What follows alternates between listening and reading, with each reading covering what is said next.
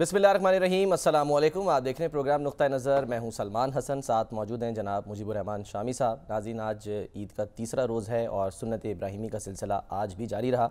और जो लोग पंजाब में मौजूद रहे उन्होंने तो सफाई सुथराई को भरपूर अंदाज में इंजॉय किया है। इस पर भी हम ज़ाहिर तफसील से बात करेंगे। शामी साहब, मुबारकबाद ईद की सबको, लेकिन क्या कीजिए कि जब गज़ा का जिक्र होता है और उसके अलावा तीसरा दिन आज सर असर की नमाज के साथ कुर्बानी का वक्त खत्म हो गया। बिल्कुल ठीक है ना, गोया अब ईद खत्म हो गई। अब आप ईद के बाद गुफ्तगू कर रहे हैं, तो हमारे जो सुनने वाले हैं, देखने वाले हैं, उनको गुज़श्ता ईद मुबारक। बिल्कुल। लेकिन अब हमें गज़ा के भाइयों की याद आ रही है। ईद के दिन भी उन्हें सुकून नसीब नहीं हुआ। बिल्कुल।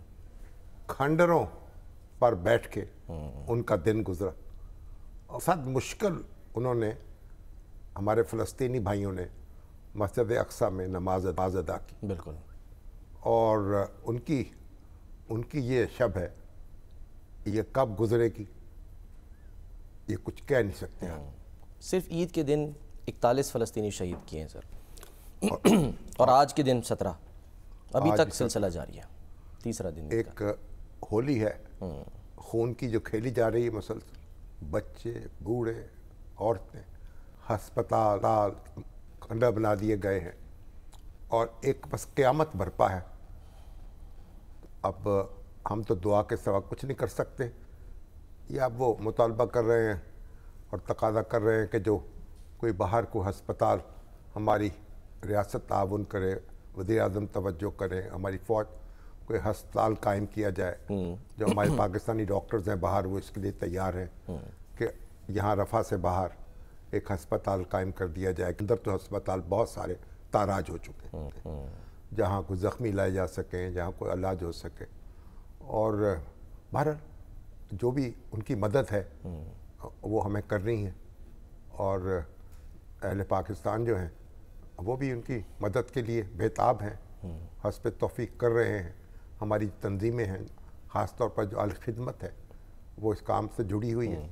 और हमारे वो जो मुश्ताक अहमद खान सेनेटर थे ना जी, उन्होंने तो एक तहरीक भी चला रखी है गज़ा के साथ अज़हार यकजहती के लिए, और जमा है, आवाज़ बुलंद कर रहे हैं। तो अल्लाह ताला उनकी मुश्किलात को आसान करे। तो ईद का दिन जो है इस लिहाज से भारी गुजरा, बोझल गुजरा। जब भी गज़ा के भाइयों का ख्याल आया और बस आँख में आंसू आ गए और दिल जो था समझे खून हो गया। बिल्कुल।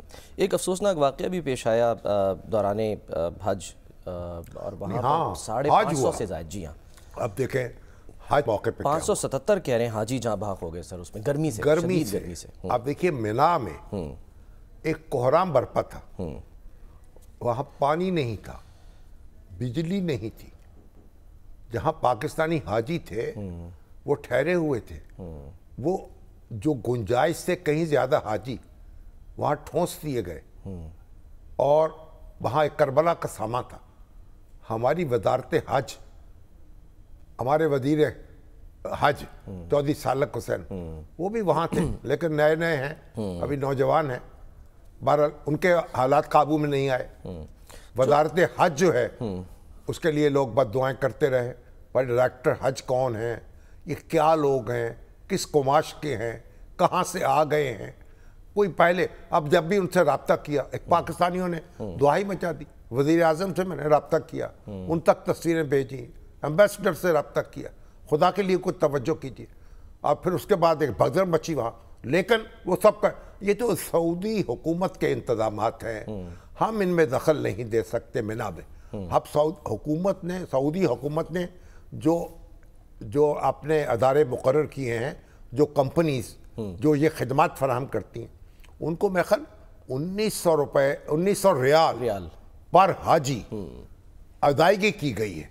लेकिन ये जो हमारे अफसर हैं, ये कमबख्त जो हैं वहाँ जाते हैं, कोई उनसे राब्ता करते, कोई उनसे बातचीत करते, कोई जगह देखते, कोई उनका इंस्पेक्शन करते, कितने लोग हैं, क्या गुंजाइश होगी। ना पानी मिल रहा था, वजू के लिए पानी नहीं था, اور بجلی جو تھی بار بار اس کا سلسلہ منقطع ہو رہا تھا. اور آپ مجھے بتائیے کتنے لوگ جو ہیں جان کی بازی ہار گئے, اور کتنوں نے بد دعائیں دیں وزارت حج کو, اس کے ذمہ داران کو.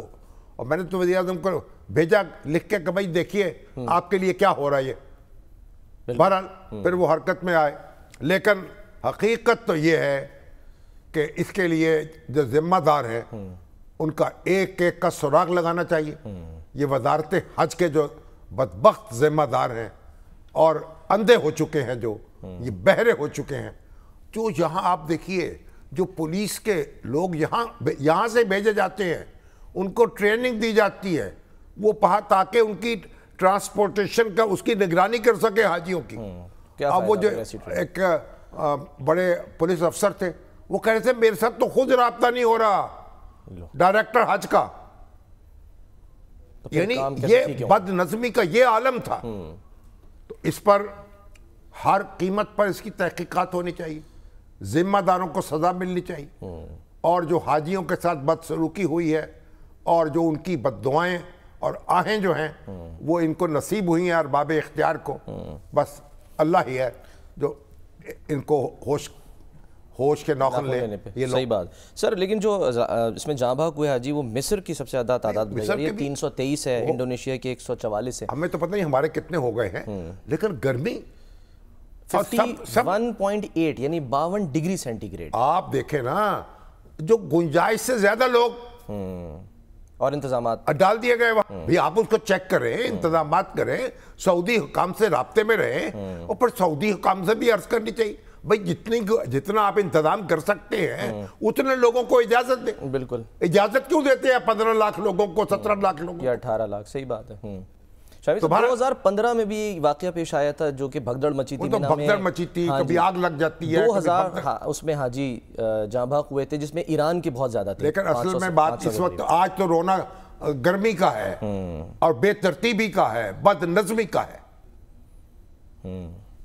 چلیں دیکھتے ہیں. حالانکہ انتظامات کا دعوے تو کیے جا رہے تھے کہ سب کچھ کیا گیا تھا, احتیاطی تدابیر بھی اختیار کی. دعووں سے کیا فرق پڑتا ہے, کر کے دکھائیں نا. وہ انیق صاحب اپنی جگہ دعوے کر رہے تھے اور یہ حکومت اپنی جگہ دعوے کر رہی تھی, مگر اس دعوے کرنے سے کیا ہوتا ہے؟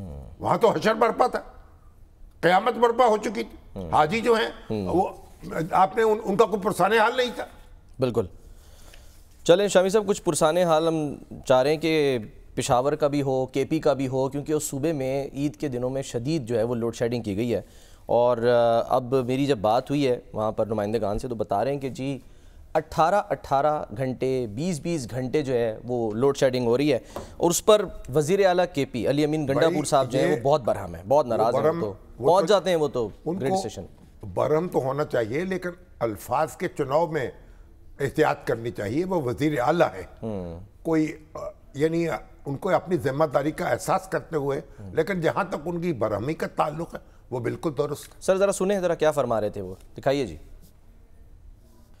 پھر دھمکیاں دے رہے ہیں کہ جی نیشنل گریڈ سے بجلی بند کر دو. قانون کے راستے میں تو رکاوٹ بننا نہیں چاہیے ان کو, اور نہ کسی اگر کوئی قانون شکنی کرتا ہے اس پر مقدمہ بھی درج ہونا چاہیے, ایف آئی آر بھی درج ہونی چاہیے. سر ایف آئی آر میں نامزدگی نہیں ہے. دیکھیے جو بجلی کا کرائسس ہے, جس شدت کی گرمی ہے اور جس طرح بجلی جو ہے دن رات غائب ہو رہی ہے, وہ تو ہر شخص جو ہے وہ برہم ہے. اب آپ دیکھیں یہ تو بجلی ہی لے کے بیٹھ گئی ہے ہمیں. میں تو سمجھتا ہوں اس کے اوپر ایک کمیشن بننا چاہیے اور لوگوں کو اعتماد میں لینا چاہیے. بھئی آپ نے کیا کیا ہے, کس نے معاہدے کیے ہیں, کن سے کیے ہیں, یہ کب ختم ہوں گے؟ بجلی ہم استعمال نہیں کر رہے اور پیسے اس کے دے رہے ہیں, ایک لوگوں کو دینے والوں کی کمر ٹوٹ رہی ہے. اور بجلی پھر آپ غور کر لیں, بجلی کے پیسے دے رہے ہیں اور وہ جو استعمال نہیں ہو رہی اس کے باوجود بجلی کا بحران ہے. لوگوں تک بجلی نہیں پہنچ رہی. کیوں نہیں پہنچ رہی؟ لوگ سولر لگائیں تو اس پر بھی جو ہے وہ اعتراض. اس کو چھوڑ دیں سولر کو. اس وقت بتائیں جب آپ کیپیسٹی پیمنٹ کر رہے ہیں, بجلی پیدا ہو رہی ہے, لوگوں تک کیوں نہیں پہنچ رہی؟ یہ جواب دینا چاہیے نا. ڈسٹریبیوشن کیوں نہیں ہے تو اس لیے اس پر ایک بڑا کمیشن بننے کی ضرورت ہے تاکہ لوگوں کو یہ جو یہ چھڑا گھونپا گیا ہے لوگوں کے یعنی پیٹھ پہ. اب مسلسل حکومتوں نے گھونپا ہے, یہ کیسے معاہدے کیے ہیں, یہ کب ختم ہوں گے, کب ان سے جان چھوٹے گی, راستہ کیا ہے نجات کا. آپ کو پتہ 2000 ارب روپے سے زیادہ تو ان کا جناب سرکولر ڈیٹ ہو چکا ہے. تو پاکستان کو اس وقت تو سب سے بڑا کرائسس جو ہے بجلی کا ہے. بالکل, یہ ہماری معیشت کی کمر توڑ رہا ہے. اور کسی جس سے میں پوچھتا ہوں وہ کہتے ہیں یہ سیکرٹ ہے. کیا سیکرٹ ہے یہ؟ اچھا, یہ معاہدے عوام کے سامنے یا نہیں لائے جا سکتے بالکل بھی؟ بھئی آپ میں تو سمجھتا ہوں سپریم کورٹ اس پر سو موٹر نوٹس لے, اچھا قاضی فائز عیسیٰ لے اس پہ, اور دیکھیں اس میں کیا ہوا کیا ہے, اور کب ہماری جان چھٹے گی اور کیسے چھٹے گی. اگر پارلیمنٹ کو یہ توفیق نہیں ہوتی تو عدالت یہ کام کرے.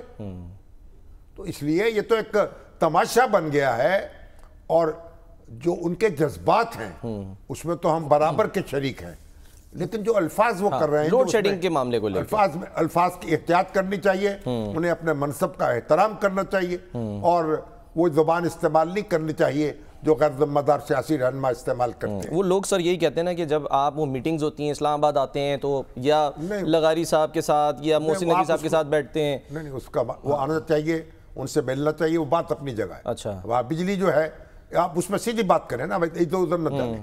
ہم یہ بجلی کا جو کرائسس ہے کا بحران ہے, یہ ناقابل برداشت ہے, اس کو حل کیا جائے فوری طور پہ. ٹھیک ہے, بہرحال سر وہ آپ کہہ رہے تھے نا کہ قانون کے راستے میں نہ آئیں. وہ جو ایف آئی آر درج ہوئی ہے, کیونکہ وہ ان کے فضل الہی ایم پی اے صاحب وہ تو پہنچ جاتے ہیں نا خود ہی, تو انہوں نے پابند کر دیا پولیس کو کہ بھائی وابڈا کے کہنے پہ کسی کے خلاف کوئی ایف آئی آر درج نہیں ہوگی.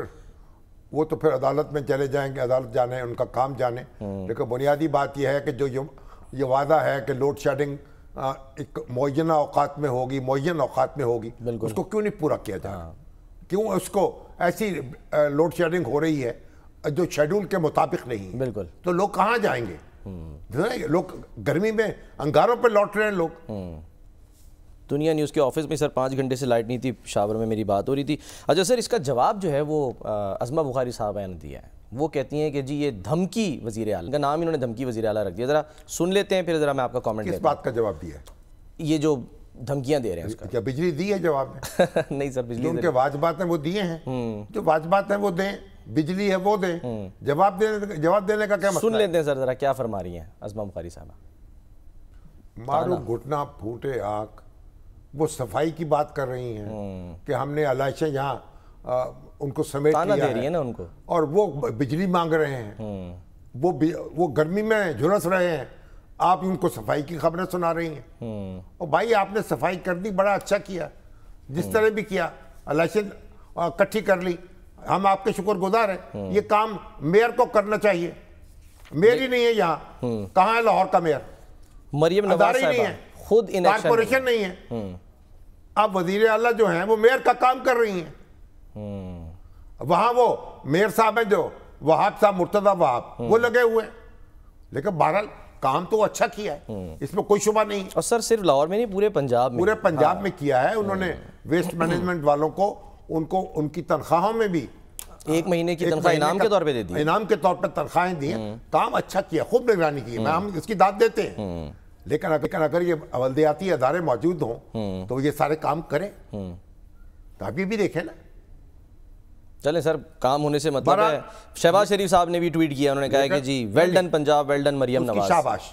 اب بالکل لاہور صاف ستھرا ہے, اور پورے پنجاب کے بارے میں کہا جا رہا ہے کہ وہ صاف ستھرا پنجاب ہے. گلاب سر, ہر شخص جو ہے وہ تو گند پھیلانے پہ لگا ہوتا ہے نا. اس نے علائشیں پھیلانی ہے اور بیچارے کارکنوں نے سمیٹنی ہے. اب یہ بھی تو ہونا کہ کوئی یعنی پارک ہوں, کوئی کھلی جگہ ہوں, قربانی جہاں ہو.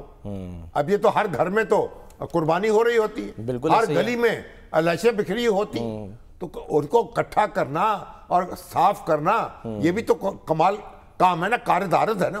ایسے معمولی بات تو نہیں, آسان نہیں ہے یہ. تو یہ جو شہری ہیں وہ گندگی پھیلانے پہ لگے ہوئے ہیں, اور بیچارے کارکن جو ہیں اسے سمیٹنے میں لگے ہوئے. کوئی ذمہ داری کا احساس بھی کرے نا.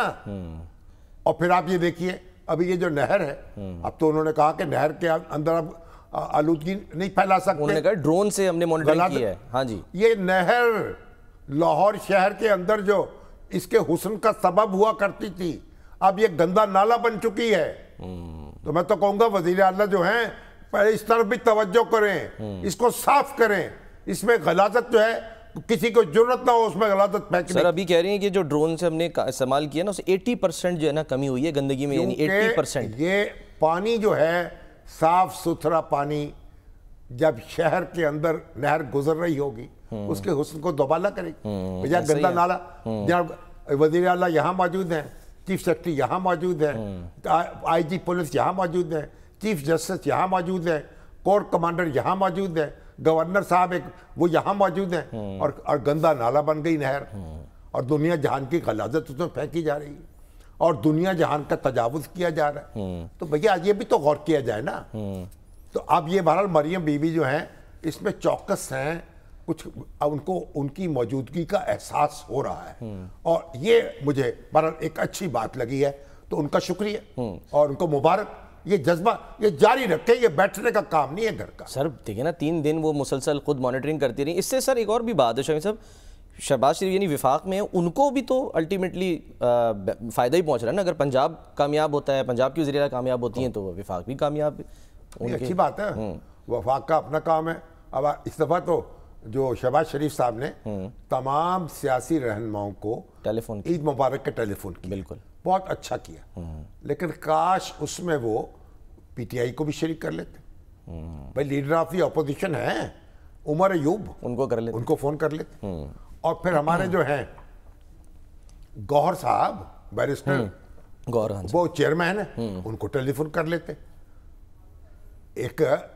آپ ان کو بھی ٹیلی فون کر لیتے, کرٹسی کال جیسے دوسروں کو کی ہے, عید کے تو موقع اس سے بھی ذرا چلیے قدورت اور نفرت اس کی فضا اس میں کمی آتی. لیکن بہرحال یہ انہوں نے بہت اچھا کیا. بڑے عرصے کے بعد کسی حکمران کو یہ توفیق ہوئی ہے اچھا کہ اس طرح عید مبارک کے ٹیلی فون کیے ہیں. اور ماضی میں نہیں کرتے تھے سر کیا کوئی, وہ کہاں کرتے تھے لوگ. اچھا ابھی عید مبارک کے میسج بھی آئے, ان کا میسج مجھے بھی آیا, عید مبارک کا میسج ان کا شکریہ. جنرل ضیاء الحق کے دور میں یہ روایت تھی, عید مبارک کے ٹیلی فون کرتے تھے. اچھا, اور جو ان کے اخبار نویس جو ہے ان کے قربت میں ان کو بھی کرتے تھے. اچھا, آپ کو بھی کرتے تھے. ہر عید پہ کو ٹیلی فون آتا تھا. جب ان سے تعلقات اچھے ہوتے تھے ان کا ٹیلی فون آتا تھا, اور ٹیلی فون نہیں آیا تو معلوم ہے کہ تعلقات اچھے نہیں. اچھا, اور کچھ نہ کچھ نواز شریف صاحب بھی کرتے تھے اس زمانے میں. اچھا, لیکن اب یہ تو بھئی حکمران معلوم ہوتا ہے, وزیر اعظم ہے, وزیر اعلیٰ کو فون کر رہا ہے, فوجی افسروں کو فون کر رہا ہے, گورنروں کو فون کر رہا ہے, ساری سیاسی جماعتوں کو, حافظ نعیم الرحمان صاحب کو اور ڈاکٹر مالک صاحب کو, اختر مہنگا صاحب, سب کو فون کر رہے ہیں. بالکل, یہ بڑی اچھی بات ہے, اس کو جاری رکھنا چاہیے اس رابطوں کو. لیکن آپ کہہ رہے ہیں کہ اپوزیشن کے لوگوں کو بھی اپوزیشن کو بھی کر لیتے 2 فون. عید کی تو مبارک بات ہے, عید مبارک دے دیتے, اس سے ایک اچھا میسج جاتا. ہمیں ملک جوڑنا ہے نا لوگوں کو, توڑنا نہیں ہے. آپ اپنا کام جاری رکھیں. مالی دا کام دیکھو نا, مالک دا کام پھل پھول لانا, لاوے یا نہ لاوے. مالی دا کام پانی دینا, پر مشکا پاوے. آپ اپنا کام کرتے رہیں, آپ اخوت کے جذبے کو اور اخوت کے پودے کو پانی دیتے رہیں. حالانکہ سر وہ جو خطاب کیا ابھی شہباز شریف صاحب نے, اس میں وہ یہ کہہ رہے تھے کہ جی انا کی قربانی جو ہے میں اس کا تقاضا کرتا ہوں. تو انا کی قربانی تو پاکستانیوں نے سیکھی نہیں. جو پاکستانی سیاستدان ہیں اور پاکستان کے مقتدر لوگ ہیں, انہوں نے انا کی قربانی نہیں سیکھی. ہر آدمی دوسرے سے توقع کر رہا ہے کہ وہ انا کی قربانی دے. اور پاکستان کے تو اللہ تعالیٰ پتہ کس کی نظر لگ گئی, جس کے پاس اختیار آتا ہے وہ آپ پہ سے باہر ہو جاتا ہے. وہ چیف آف آرمی سٹاف ہو, وہ دستور کو تہہ والا کرتا ہے. وہ چیف جسٹس ہو, وہ دستور کو تہہ والا کرتا ہے. وہ وزیر اعظم ہو, آپ دیکھ لیں, ایوب خان کو دیکھ لیں, یحییٰ خان کو دیکھ لیں, ضیاء الحق کو دیکھ لیں, ذوالفقار بھٹو کو دیکھ لیں. کس کو دیکھیں گے آپ؟ اور ابھی آپ ہمارے خان صاحب جو ہیں ان کو دیکھ لیں.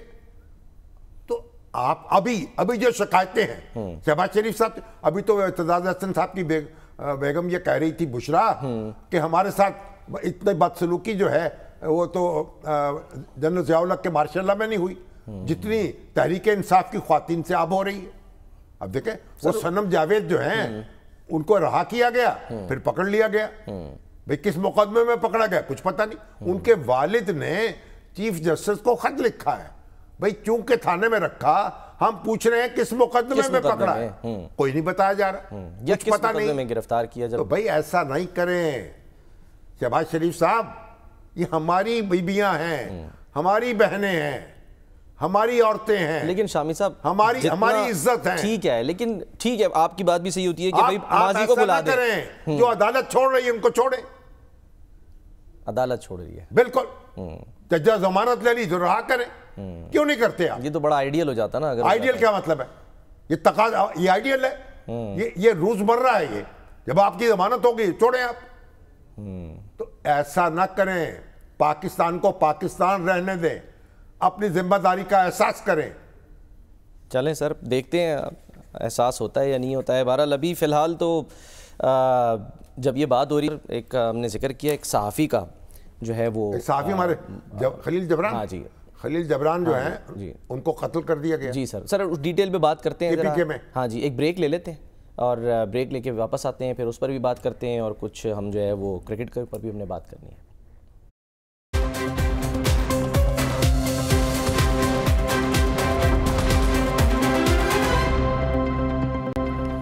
Welcome back. شامی صاحب، عید کا موقع اور اس پر ایک افسوسناک خبر آئی لنڈی کوتل سے، جہاں پر صحافی خلیل جبران 15-20 سال سے صحافت سے وابستہ، یہ پشتو چینل ہے خیبر نیوز، اس کے نمائندے تھے. وہاں کے پریس کلب کے صدر بھی رہے. ان کو سر فائرنگ کر کے جو ہے وہ جاں بحق کر دیا گیا. یہ کل رات کا واقعہ ہے، 9-10 بجے سلطان خیل کا علاقہ تھا. عید کے حوالے سے جو ہے وہ کوئی تقریب تھی دوستوں کی، وہاں پر گئے ہوئے تھے شادی کی، وہاں سے واپس آ رہے تھے. مظاہرہ کیا ہے، جلوس نکالا ہے، ان کے قاتلوں کی گرفتاری کا مطالبہ کیا ہے. اب پتہ نہیں کون پکڑے گا قاتلوں کو اور کب پکڑے کیسے ان تک قانون کا ہاتھ پہنچے گا. لیکن ہم اس پہ کیا کر سکتے ہیں؟ اس کی مذمت کریں گے. ہمارے جو ارباب اقتدار ہیں، ہمارے جو وزیر اعلیٰ ہیں، نوٹس لیا سر انہوں نے، وزیر اعظم نے بھی، وہ اونگی بونگی تقریریں کرتے رہتے ہیں، اپنے کام کی طرف توجہ دیں. یہ اب ان کے قاتلوں کو پکڑ کے دکھائیں کہ وہاں جو ہے دہشت گردی کے خاتمے میں اپنا کردار ادا کریں، وہاں امن و امان بحال کریں. جو اپنا کام کرنے کا ہے وہ کریں. یہ تو نہیں ہے کہ آپ اپنا کام نہ کریں اور صوبہ جو ہے اس میں آگ لگتی رہے اور آپ بھی آگ برساتے رہیں، اور دشمن بھی جو ہمارے ہیں وہ بھی گولیاں چلاتے رہیں، اور جو بے گناہ لوگ جو ہیں ان کو مرتے رہیں. تو اور ہمارے یہ بتا رہے نوجوان جو ہیں، اللہ تعالیٰ ان کی مغفرت کرے. بس دل جو ہے بڑا دکھی ہوا. ماسٹر علی شنواری صاحب ہمارے ساتھ ہیں، السلام علیکم شنواری صاحب. FIR پتہ نہیں درج ہوئی نہیں ہوئی. وعلیکم السلام. یہ بتائیے یہ خلیل جبران صاحب جو ہیں کیا ہوا، کیا تفصیل ہے ان پر جو حملہ ہوا پھر ان کی شہادت ہوئی؟ اچھا سر، گزشتہ رات کو 9 سے 10 بجے کے دوران خیبر لنڈی کوتل سلطان خیل مزرینہ میں نامعلوم مسلح افراد نے ان کو ٹارگٹ کیا ہے، اور جو پوسٹ مارٹم رپورٹ ہے تو تقریباً 20 سے 30 گولیاں ان کے جسم کے مختلف حصوں پر لگی ہے، اور اسپتال سے جانے سے پہلے وہ زندگی کی بازی ہار چکے تھے. اور یہ ایک پشتو نجی چینل تھا جو تقریباً 20 سال سے زائد عرصے سے وہ صحافت کے شعبے سے وابستہ تھے. اور یہ قبائلی اضلاع میں اس طرح دہشت گردی کے جو واقعات ہیں یا شدت پسندی کے واقعات ہیں تو یہ کوئی پہلی مرتبہ نہیں ہے.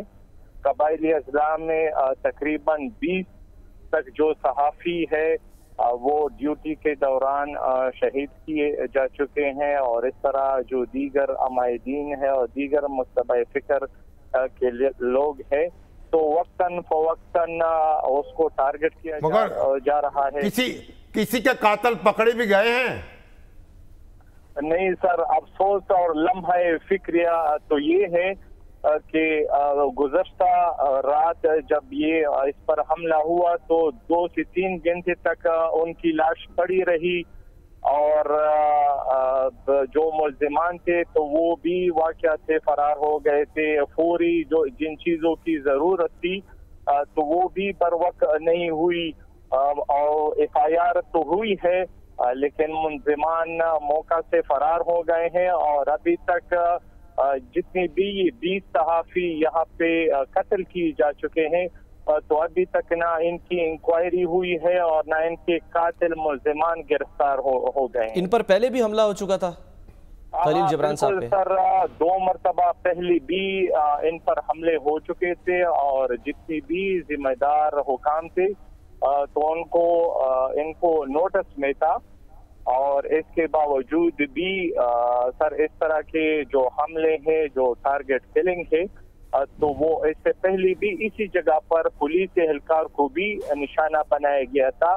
और अभी चंद रोज हुए हैं कि अभी इसी जगह पर सहाफी को टारगेट किया गया है। तो ये अभी एक नई लहर कबायली अजला में शुरू हो गई है और कभी सहाफी को टारगेट किया जाता है, कभी। ठीक है, इनके साथ कोई वकील भी थे जो जख्मी हुए हैं? कितने बच्चे हैं इनके? सर 2 इनके बेटे हैं, छोटे हैं, और 4 बेटियां हैं सर। और इनके साथ सर एक वकील भी था, तो उनको भी गोली लगी है, और 2 अफराद और थी, तो वो बच गए थे, और एक वकील को भी गोली लगी। लेकिन असल हदफ यही जो खलील जिब्रान अफरीदी थे तो यही थे, और ताक में पहले से बैठे थे, और उनको अंधाधुंध उन पर फायरिंग की गई। इनको धमकियां तो मिलती होंगी ना? कौन अनासर थे जो इनके ताक़ुब में थे? बिल्कुल सर, कबायली अजला में जो भी सहाफत के शोबे से वाबस्ता जो सहाफी है, उनको वक्तन फवक्तन धमकियां, थ्रेट्स किसी को ज्यादा मिल रही है, किसी को कम शिद्दत से धमकियां मिल रही है। तो यही जो मुख्तलिफ मिलिटेंट ग्रुप है उनकी तरफ से उनको धमकियां मिल रही है, धमकियां में काली आ रही है। तो इस तरह की जो शिद्दत पसंद है, मिलिटेंट है, मुख्तलिफ प्रेशर ग्रुप है, तो उनको धमकियां वगैरह देते हैं। तो ये सिलसिला काफी अरसे से जारी है। चलें, सही है, बहुत बहुत शुक्रिया मास्टर अली नवाज गंडापुर साहब। आप हाँ जोरे बाजू आजमाएं, आप वजीर आला हैं, तहफ़्फ़ुज़ फराहम करें अपने लोगों को, दहशत गर्दों का ताक़ुब करें। आप धमकियां देने पे लगे हुए हैं, कभी वफाकी हुकूमत को, कभी वापडा के लोगों को, कभी यानी पुलिस को कहते हैं कि कार्रवाई न करे कानून के मुताबिक। ये आपका काम नहीं, अपना काम करें। ये खून नाहक जो है आपसे तकाजा कर रहा है, इन कातिल पकड़ें। लोग मारे जा रहे हैं और पकड़ने वाला कोई नहीं है। कुछ कातिल तो सर यहाँ से फरार भी हो जाते हैं ना, अफगानिस्तान में भी पनाह लेते हैं। कोई एक वो अब्दुल मन्नान उर्फ हकीमुल्लाह, ये सर अफगानिस्तान के कुन्नड़ में जो है मारा गया। आपसी बता रहे हैं कि इख्तलाफात थे इनके, फायरिंग हुई है। इसको सर उसने भी बेशुमार कायम कार्रवाइयाँ की। जी सर, बाजोड़ में जो है वो दहशतगर्दी की कार्रवाइयाँ की थी। पहले इसको जो है वो गिरफ्तार किया गया था 2014 में, फिर 2021 में जब वो रजीम चेंज हुआ उसमें फिर उन्होंने इसको छोड़ दिया। यानी मुसलसल बरसों से आग और खून का खेल खेला जा रहा है, और हम जो हैं उसमें चारा बने हुए, नरम चारा बने हुए। सर लेकिन ये जो इलाके हैं ना हमारे, इसमें वाकई बड़ा मुश्किल होता है कवरेज करना। मुझे छोटा सा एक वो याद है कि 2008 की बात है कि जब मैं जिस चैनल में था वहाँ से कवरेज के लिए सवात जा रहा था, जहाँ पहुँचकर जिस सहाफ़ी को मिलना था कि उसके साथ मिल के काम करेंगे, उसका नाम था मूसा खान। और सर मुझे सवात की पहाड़ियाँ नज़र आ रही थी, और जब मैं एंटर हो रहा था मुझे फ़ोन आया वहाँ दफ्तर से, उन्होंने कहा कि जी कहाँ पहुँचे? मैंने कहा बस एंटर हो रहे हैं, मिंगोरा तक पहुँचने वाले हैं। उन्होंने कहा जी मूसा खान को मार दिया है। तो वो सुन के एक अजीब सी फीलिंग, फिर वहाँ पर हामिद मीर साहब भी थे। 2008 की बात है जी सर, 16 साल हो गए। जी सर, ये 2024 है, तो मुसलसल एक जंग जारी है ना। हमें चैन कैसे आ रहा है, हमें फुर्सत कैसे मिल रही है एक दूसरे को धमकियां देने की और गालियां देने की, हमारे अहबाब इख्तियार को, हाँ वो वफाक में बैठे हैं या सूबे में बैठे हैं या ट्राइबल एरिया में बैठे हैं, उनको ये फुर्सत कैसे मिल रही है, उनको चैन कैसे आ रहा है, उनको नींद कैसे आ रही है, कैसे उन्होंने इख्तियार क्यों संभाला हुआ है? दस्तबरदार हो जाए, काम नहीं कर सकते। आप देखें, सिर्फ ये झंडा लहराने के लिए और बस अपना टॉर बनाने के लिए आपने इख्तियार संभाला, अपने फराइज की कोई खबर नहीं है आपको। वो सर ये इस पर भी तो कहते हैं हम सूबे के लोगों के लिए तो जो काम करें। सर बहरहाल 3-4 मिनट ब्रेक में है, बाकी है। एक तो हमारे सलमान फारूकी साहब हैं जी सर, बहुत सीनियर ब्यूरोक्रेट, अब तो माशाल्लाह 80 साल से ऊपर के हो गए और बड़ी एक भरपूर जिंदगी गुजारी, बड़ी अहम عہدوں پر ان کا تعینات رہے، اور انہوں نے اپنی خود نوشت لکھی ہے ڈیئر مسٹر جناح. اچھا. اور وہ خود نوشت چھپی ہے ابھی تو انگریزی زبان میں، ابھی اس کا اردو ورژن بھی آ رہا ہے. صحیح. وہ چند ہفتوں کے اندر اس کا پہلا ایڈیشن ختم ہو گیا. اچھا. اور یہاں اس کی تقریب رونمائی ہوئی اچھا. الحمرہ ہال میں. صحیح. نمبر 2. آج تک کسی کتاب کی ایسی تقریب رونمائی میں نے نہیں دیکھی. اچھا. کیا خاصیت اس میں جو بڑے بڑے، یعنی آپ گورنر خالد مقبول، وزیر خارجہ خورشید محمود قصوری، سابق سفراء، سابق وزراء اور فوجی حکام، اور اس کے بعد آج کے موجودہ دانشور، اہل علم، پروفیسر، وائس چانسلر، اتنی بڑی تعداد میں شریک ہوئے اور پورا حال کھچا کھچ بھرا ہوا تھا. اور سید باور علی جو تھے، اچھا، جو جن کا شمار میں عظیم ترین پاکستانیوں میں کرتا ہوں، ماشاءاللہ کتنی اب 100 کے قریب عمر ہونے والی ہے، اور ابھی تک کام کر رہے ہیں، کام اور لمز جیسے ادارے کی بنیاد رکھی، کیا کیا خدمات انجام دی. اور وہ جناب صدر تھے اس کے. اچھا. اور پھر انہوں نے ان کو یاد کیا گیا، اور وہ واقعات ایسے ایک طلسماتی کہانی معلوم ہوتی ہے ہماری جو اقتدار کے ایوانوں میں کیا ہوتا رہا. پٹیالہ سے ان کی زندگی شروع ہوئی، 8 سال کے تھے، اور جب پاکستان پہنچے ہیں، جب پاکستان بنا، تو پھر اس کے بعد طالب علم لیڈر رہے، پھر بیوروکریٹ ہوئے، پھر ایک سے ایک بڑے ذمہ داری کے منصب پہ فائز ہوئے. اس میں سے کچھ کہانیاں سنائیں گے ہم بالکل انشاءاللہ اگلے پروگرام میں. اور اب یہ کتاب ہے ایک ہمارے پاس محمد احسن رانا صاحب کی، ہیں کواکب کچھ نظر آتے ہیں کچھ. ہاں، اس میں انہوں نے یہ اب لمز کے پروفیسر ہیں، یہ ایک سرکاری افسر تھے. اچھا. شہباز شریف صاحب کے پی ایس او تھے. اچھا. پھر افسری چھوڑ دی اور پروفیسری اختیار کر لی. صحیح. اور اب انہوں نے یہ جو کتاب لکھی، بڑی مارکے کی کتاب ہے. اچھا. اور اس میں بتایا ہے انہوں نے کہ پاکستان میں جو کیا صورتحال ہے، لوگوں پہ کیا خرچ ہو رہا ہے، مراد یافتہ طبقات پہ کیا خرچ ہو رہا ہے، سرمایہ دارانہ نظام کی کوئی. اور یہ اس کے ہمارے شعیب بن عزیز صاحب جو ہیں، انہوں نے اس کا دیباچہ لکھا ہے اور کمال لکھا ہے. اچھا. وہ کہتے ہیں کہ بھئی یہ میں اس کتاب کی اشاعت کو پاکستان کی سیاسی، سماجی اور اقتصادی تاریخ کا ایک اہم واقعہ سمجھتا ہوں. اچھا. ایک ایسا واقعہ جو ہمارے حبس زدہ ماحول میں لمحہ موجود کے مسائل کے بارے میں بے لاگ تحقیق، معروضی استنباط اور جرت مندانہ اظہار کی ایک نئی روایت کے روشن امکانات اپنے دامن میں لیے ہوئے ہیں. عام آدمی پر کیا خرچ ہو رہا ہے ریاست میں، اچھا، تعلیم پر، صحت پر. اور پھر انہوں نے ایک بات یہ کہی، انہوں نے کہا بھئی بات یہ ہے کہ جو آپ منیمم آپ نے آمدن مقرر کی نا، منیمم، ہاں جی، 37,000 اب کہہ دیں. 37,000. ہاں جی. تو میکسیمم بھی تو تعین کرے نا. اچھا، یہ کیسے سر؟ کیوں نہیں ہو سکتی؟ ایک مملکت ہے، اس میں کوئی میکسیمم کتنا لے گا؟ کوئی لاکھوں روپے لے رہا ہے، کوئی بیچارہ ہزاروں، یعنی 37,000 میں زندگی گزار رہا ہے. کوئی آخر کوئی حد تو ہونی چاہیے. یہ ان کا موقف ہے. چلیں، پروگرام تعلیم کے پر وقت کی سرحد ختم ہو گئی. صحت پہ خرچ کریں، عام آدمی پر خرچ کریں. ٹھیک ہے، چلیں سر بریک لیتے ہیں، بریک کے بعد واپس آتے ہیں.